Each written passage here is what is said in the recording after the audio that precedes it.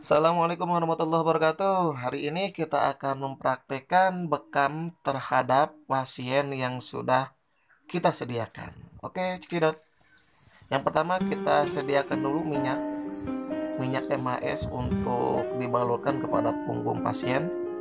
Kemudian kita balurkan sampai rata, ya, dari atas sampai ke bawah. Semuanya harus kena. Yang akan dibekam kita harus kena. Kemudian pijit-pijit sedikit. Selanjutnya kita menggunakan satu kop. Ini fungsinya untuk memperlancar aliran darah, ya. Rata dari atas sampai bawah, ntar kelihatan di kulitnya itu akan seperti memerah, ya. Terus dari atas sampai bawah sampai memerah. Oke. Setelah memerah, baru kita akan siapkan titik yang akan kita bekam. Ini biasanya namanya titik wajib, namanya titik akhdain. Biasanya kalau bekam itu suka ada ya kalau di tengah-tengah. Kemudian di sampingnya ini bisa untuk fungsinya untuk pundak, terus untuk tangan juga bisa. Kalau tangan pegel-pegel atau kesemutan bisa di daerah sini. Kalau kanan ya di kanan, kalau kiri di kiri. Kemudian lari ke bawah. Ini biasanya untuk paru-paru, ya. Paru-paru, titik paru-paru. Kalau misalkan flu ya itu di sana tempatnya. Kemudian di bawah, lari ke bawahnya ini adalah titik lambung. Titik lambung. Kemudian ntar yang di tengah ini biasanya untuk daerah pinggul ke bawah. Bisa sakit tulang ekor dan lain-lain lah. Oke. Terus selanjutnya di leher. Ini di leher fungsinya untuk kalau kita pusing, biasanya kalau misalnya kita tidak mau dijidat, kita bisa menggunakan bekam di leher. Kalau misalkan sakit kepala, ini bisa lah, dari ujung rambut sampai ke leher ini bisa, ya. Oke. Ini ditunggu, ya. Ini ditunggu sekitar 3 menit sampai 5 menit, ya, untuk pembaalan. Oke, tahapan selanjutnya yaitu untuk melukai. Melukainya ini pakai jarum yang dimasukkan ke dalam lancet, ya. Oke. Itu ditusuknya minimal sekitar 25 tusukan. Itu minimal. Lebih boleh, tapi sesuaikan dengan besar buletannya tersebut. Setelah ditusuk itu udah kelihatan keluar darah, ya. Keluar darah. Terus semuanya dari 1 sampai yang akhir itu terus ditusuk, ya. Minimal 25 tusukan, minimal 25 tusuk. Ingat ya, minimal 25 tusukan. Terus sampai selesai ditusuk-tusuk. Ingat, darah yang keluar itu jangan dikatakan oh itu darah bersih ya, darah yang biasa ada di dalam tubuh. Oh enggak, ini namanya darah kotor. Darah kotor yang keluar. Ketika kita lihat misalkan yang kita lihat setelah dibuka kap itu kan ada yang hitam banget, ada yang enggak. Biasanya kalau yang hitam banget itulah yang bermasalah. Kebetulan pasien ini lagi bermasalah dalam pernapasannya, dalam flu, batuk dan lain-lain, ya. Kita kan kelihatan dari atas itu sedikit darahnya, kemudian ke bawah ini banyak darahnya. Karena yang bermasalah itu ada yang ada di bawah.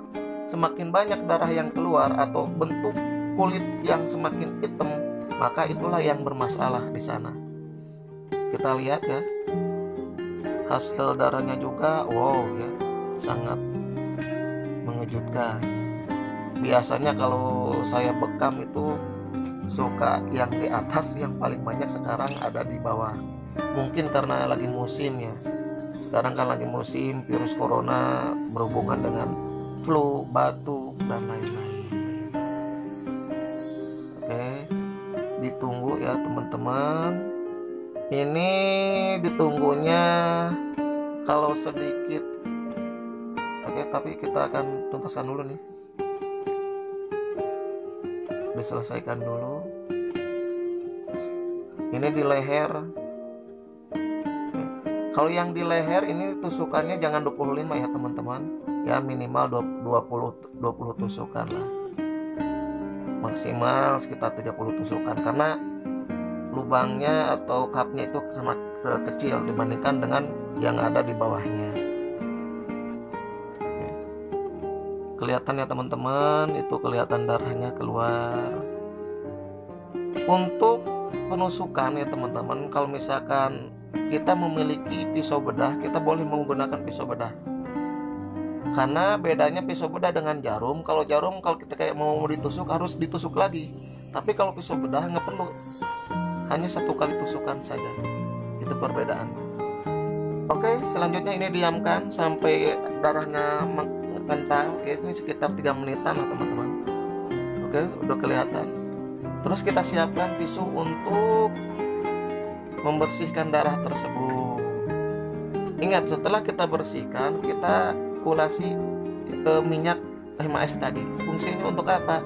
Fungsinya yaitu supaya luka yang sudah disayat tadi, sudah ditusuk tadi itu bisa tertutup kembali. Ya, ini fungsinya diminyaki oleh MHS. Minyak herba sinergi ya teman-teman, itu saya ambil dari produk HNI. Sama ya, dari 1 sampai yang akhirnya seperti itu.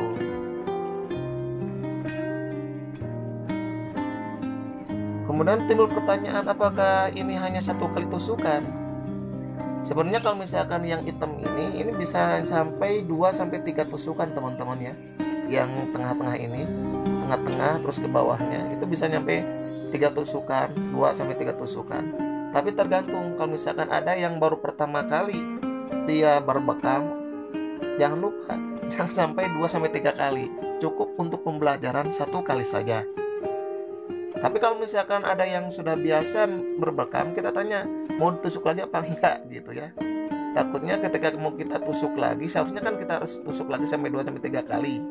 Tapi takutnya dia badannya lagi kurang fit atau sejenisnya, maka cukup sajalah 1 kali. Daripada ntar pasiennya tersebut pingsan, kan kita yang repot. Oke, itu dilakukan terus-terusan ya teman-teman. Terus sampai bersih pakai tisu, kemudian diakhiri dengan diulasi dengan minyak herba sinergi. Lihat, semakin ke bawah semakin hitam darahnya, semakin banyak, berarti itu bermasalah di sana. Kebetulan pasien tersebut lagi bermasalah di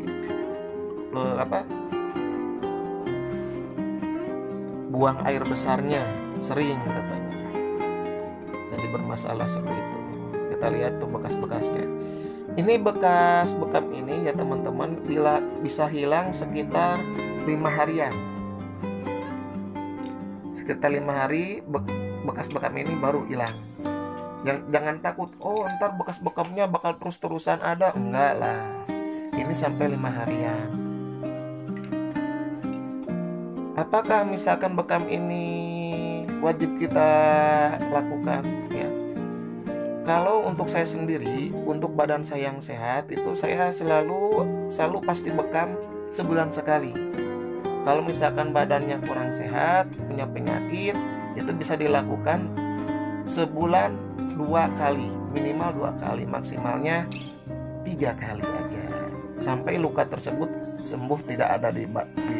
Jangan lupa like, comment, subscribe, and share ya channel ini supaya bisa lebih bermanfaat lagi untuk orang lain. Insya Allah bermanfaat ya. Wassalamualaikum warahmatullahi wabarakatuh.